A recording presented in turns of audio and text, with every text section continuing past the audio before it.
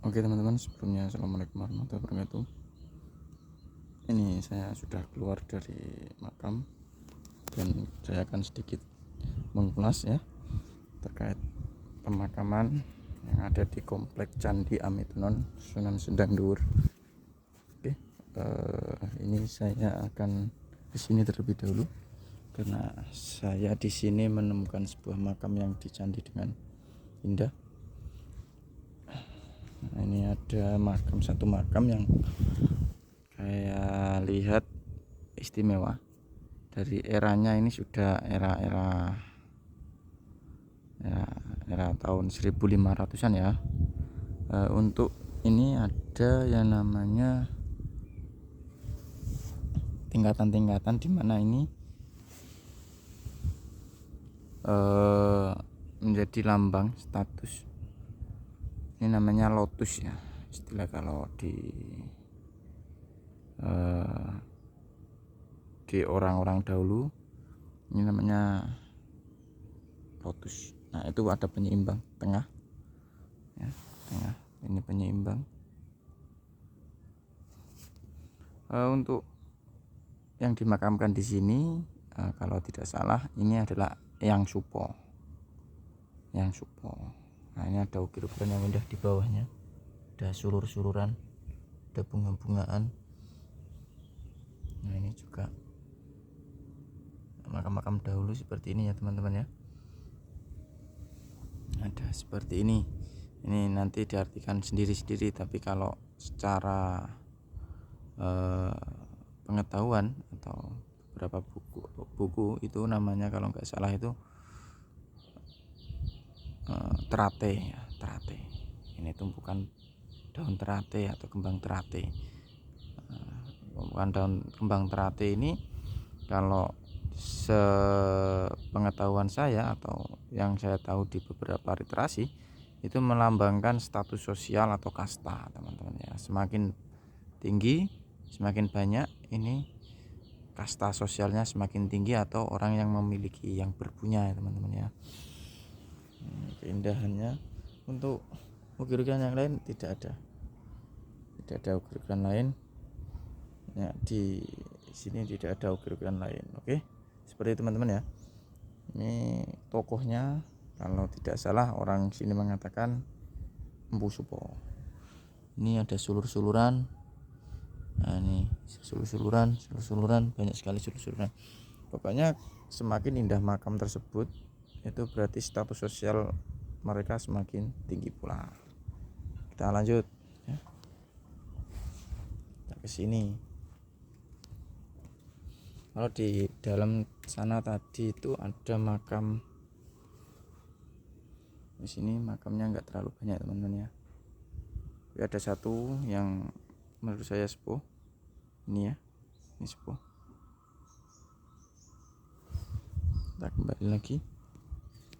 Ini kayaknya makam keluarga, yang bagian sini makam Abdin Dalem atau keluarga Dalem, sepertinya kayak gitu.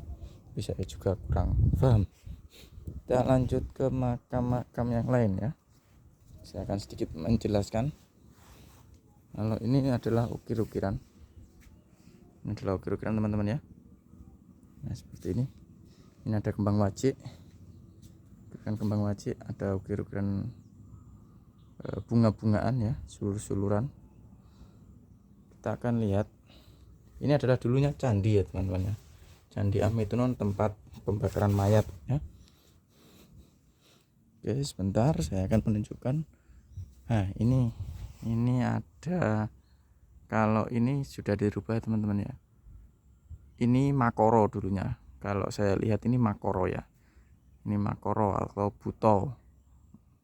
Kalau orang sekarang mengatakan Buto. Ini Makoro sebenarnya, tapi diukir-ukir jadi sulur-suluran teman-teman ya.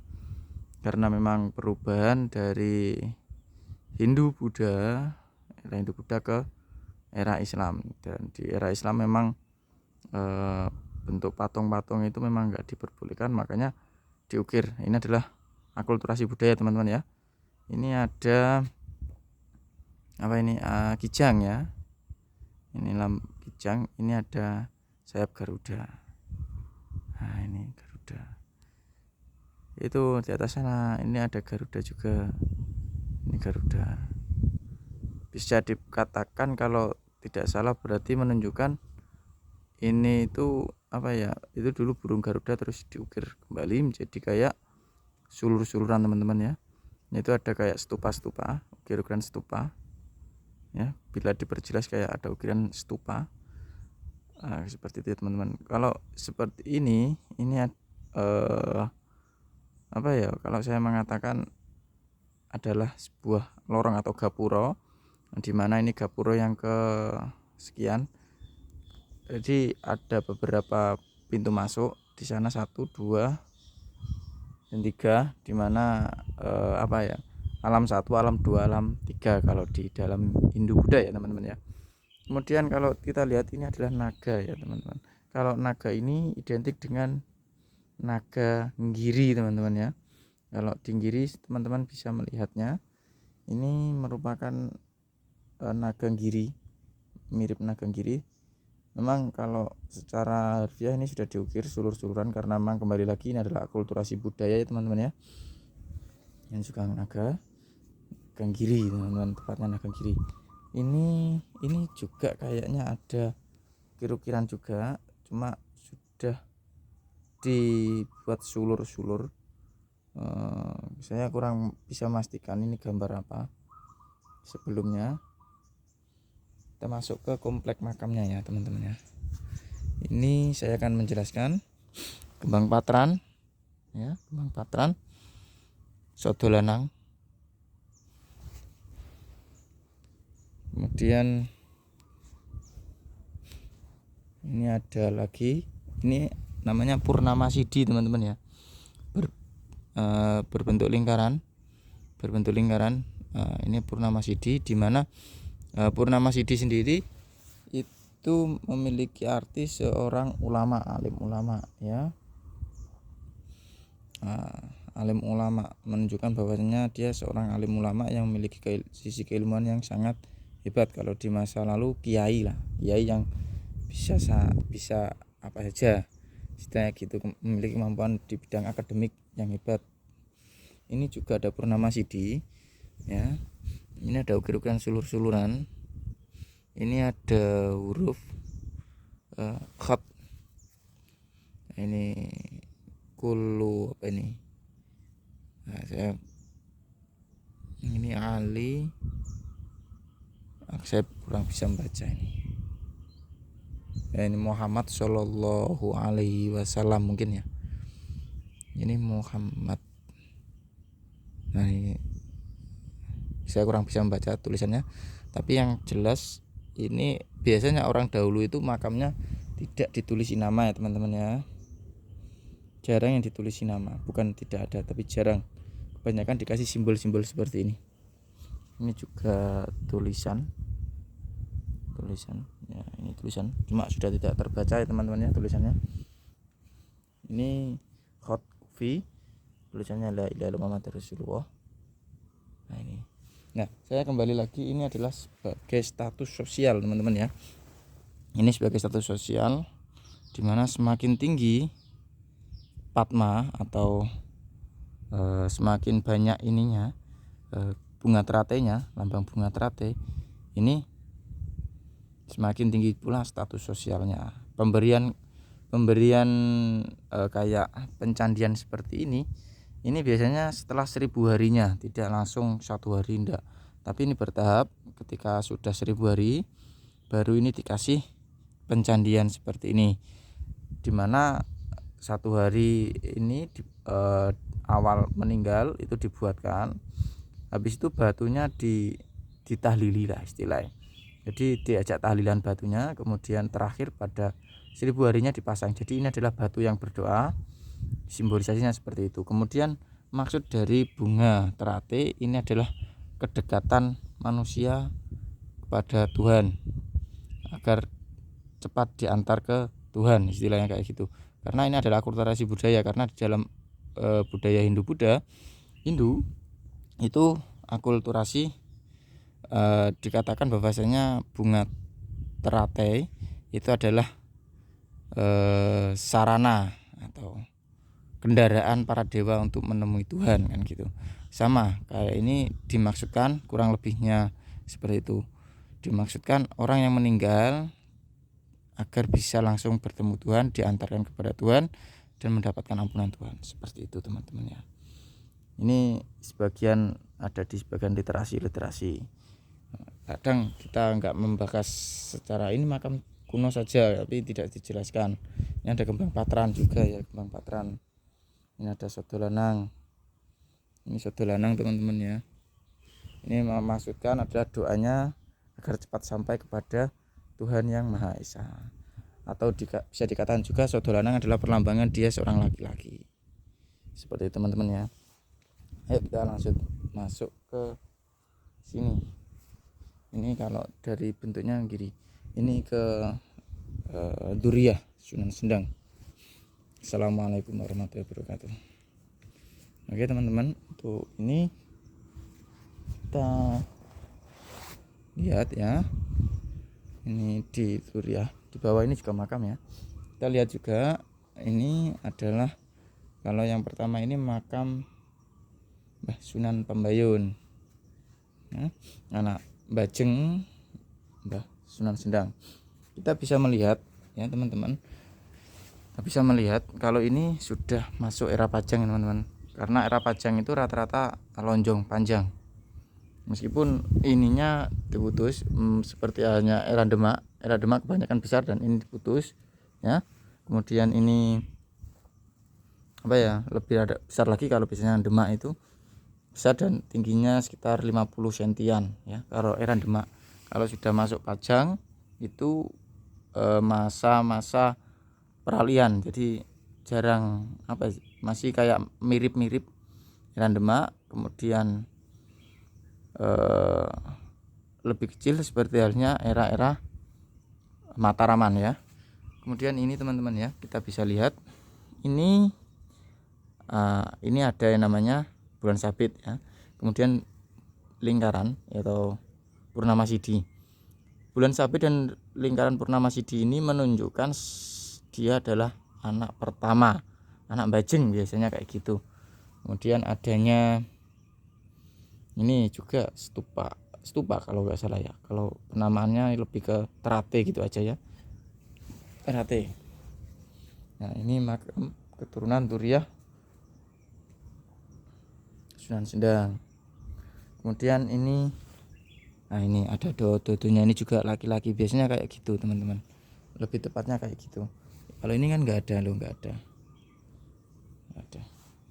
Nah ini ada namanya Khot Uhi juga. Untuk lambangnya ini adalah Suryo Mojopahit. Nah ini lambangnya Suryo Mojopahit. Status sosialnya sama sebagai seorang yang alim, seperti teman-teman ya. Ini makam-makam Duriyah dari Sunan Sendang Dhuwur ya, seperti itu. Assalamualaikum. Kemudian di sini ada mitos teman-teman ya, kalau wanita dilarang ke sini, apalagi yang head nggak boleh ke sini. Kalau masuk ke makam Sunan Sendang Dhuwur itu diperbolehkan, tapi kalau untuk masuk ke Duriyah yang sini nggak diperbolehkan. Nah, karena banyak kejadian-kejadian yang sulit untuk nalar, jadi nggak diperbolehkan. Kita lanjut ke sumur ya. Kita lanjut ke sumur.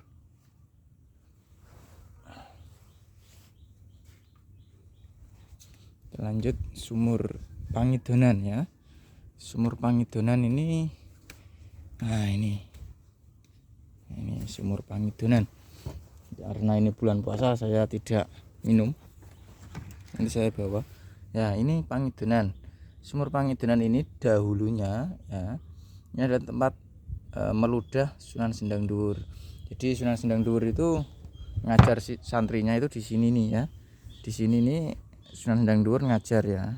Kemudian meludahnya di sini, dan satu-satunya orang yang saya tahu bahwasanya yang meludah di satu tempat, dimanapun tempatnya, meludah satu tempat saja ya Sunan Sendang Dhuwur, dan ini tempat meludahnya ya.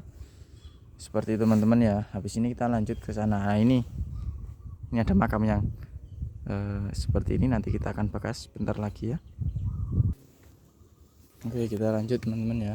Ini ada makam yang tidak asing juga bagi saya. Ya asing juga sih, asing dan tidak asing. Ini berbeda sendiri dengan ukiran-ukiran yang lain. Ini menunjukkan ya teman-teman, dari sisi bentuk ini sudah hilang. Ini dari sisi bentuk ini giri teman-teman ya, makam-makam giri ya, makam-makam giri. Dan ini ada pencandian makam. Sama tadi saya jelaskan, pencandian makam itu adalah sebagai doa ya, doa bagi untuk ahli kubur supaya diberikan ampunan. Seperti itu. Kalau di Jogja itu namanya nyadran atau nyandi ya. Kita lanjut dulu. Di sini ada ukir-ukiran banyak. Saya pernah menemukan ukir-ukiran indah dulu, cuma kok sudah nggak ada. Nah ini itu gapura yang kedua, dan sana pertama dan yang tadi gapura Garuda adalah gapura yang ketiga. Oke, kita lanjut. Kita akan lihat ukir-ukiran apa saja yang telah diakulturasikan. Kalau di sini dulu saya masih melihat ada beberapa ukiran-ukiran kera kalau nggak salah ya. Saya dulu tapi sekarang sudah nggak ada ya. Ada beberapa dulu saya pernah melihat kalau nggak salah. Nah, kita lihat di sini makam-makam sepuh juga. Nah, ini era-era Pajang. Dan ini ada yang bagus ya, saya mau tunjukkan. Ini ada yang bagus. Nah, saya mengatakan, lah ini ada berapa? 1, 2, 3, 4, 5. Ini ada 5 bunga teratai, tumpukan 5 bunga teratai. Ini menunjukkan status sosialnya dia sangat tinggi. Kemudian ini teman-teman ya, ada bunga ya, bunga-bungaan. Nah, kira-kira bunga-bungaan. Ini khas Sendang Dhuwur, ini khas batik Sendang Dhuwur. Nah, kemudian di bawahnya ada kembang patran. Ini kalau secara era ini lebih ke era sudah ke abad 17-an ya, ke abad 17. Ini dari segi bentuknya ini sudah abad ke-17, mungkin sudah ke era Sultan Agungan ya. Ada tumpalnya juga. Kemudian ini saya kembali mengatakan bahwasanya orang zaman dahulu tidak diberikan nama, kebanyakan ya, kebanyakan tidak dikasih nama, hanya diberikan khot-khot tulisan. Dan ini adalah Purnama Sidi. Ini ada lagi yang ini namanya ada tumpalnya khas Sendang, tumpal khas Sendang. Kemudian ada tumpalnya masuk ke bulan sabit. Nah, bulan sabit ini menunjukkan dia adalah seorang yang menekuni satu bidang, teman-teman ya, tekun dalam satu bidang ya. Dia mungkin keilmuannya apa, usul fikih kah, apakah seperti itu. Nah, kita lanjut ya. Ada mustoko, ini namanya mustoko.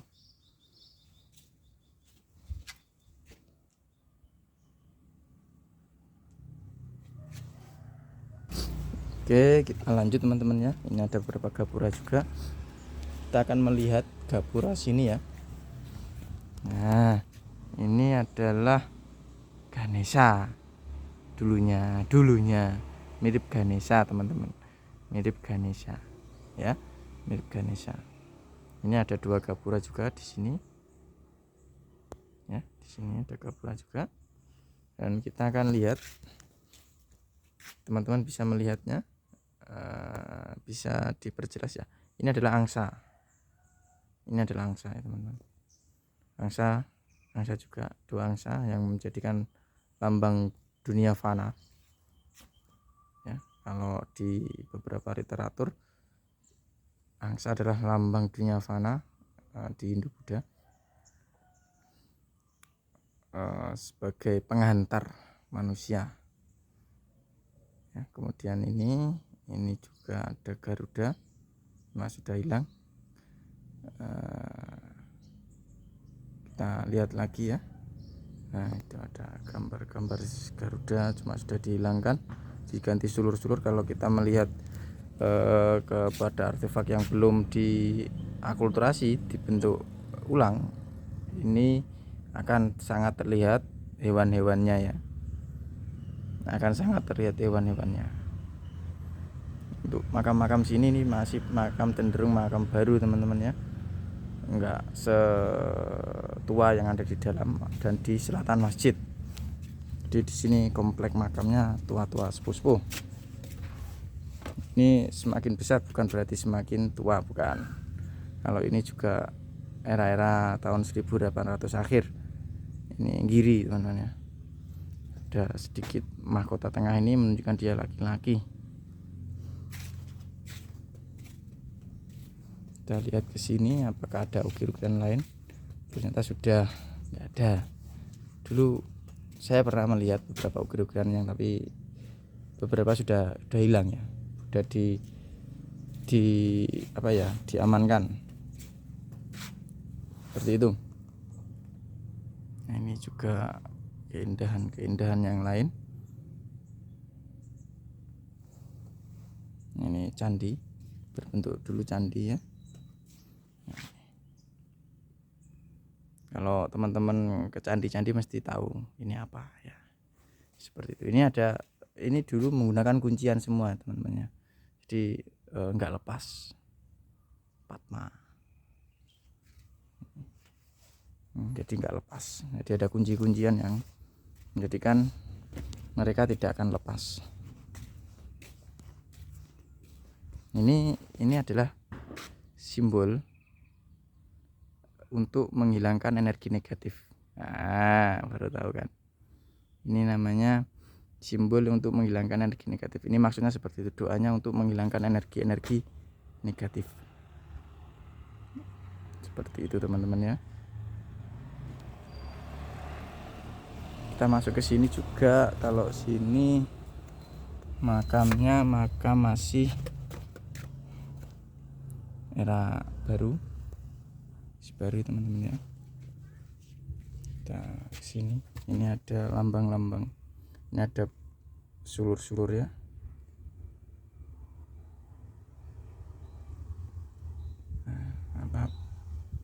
Nah, ini ada sulur-sulur. Nah, ini buah siwalan ya teman-teman ya. Karena emang legendanya atau ceritanya Sunan Sendang Dhuwur itu dulu bisa karomahnya itu menekuk pohon siwalan teman-teman ya, seperti itu. Oke, untuk hari ini saya jelaskan seperti itu. Kurang lebihnya apabila ada salah kata saya mohon maaf ya. Akhirul kalam, subhanakallahumma bihamdika asyhadu an la ilaha illa anta astaghfiruka wa atubu ilaik. Wassalamualaikum warahmatullahi wabarakatuh.